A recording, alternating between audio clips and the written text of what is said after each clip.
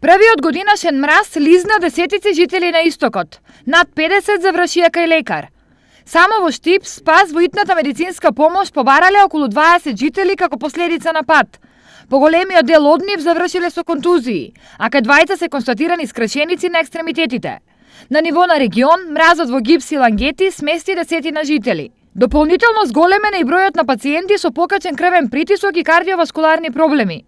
Кај нив ладното предизвикало стеснување на крвните садови и проблеми во циркулаторниот систем.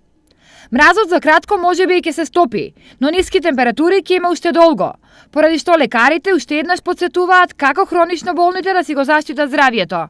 Значи, покрај избегнувањето на ладните периоди на денот, секако треба заштитна облека, секако треба да се зголемат евентуално лекувањето во однос на дозите кои ги даваме хронично да ги примаат пациентите ако се во ризична фаза, на време да стигнат на лекар при првата инфекција и при првото разболување, за да на време се пресече ланецот на пренесување кон потешките органите кои го тоа поднесуваат потешко. А ниските температури и опасноста од мрзнење ги одвртеа славините во дворовите, па потрошувачката на вода, особено во ноќните часови, е во пораст. Последните денови бележиме благ пораст на потрошувачката на вода во ноќните и во раните утрински часови, при што минималната потрошувачка на вода се движи некаде околу 100 литри во секунда.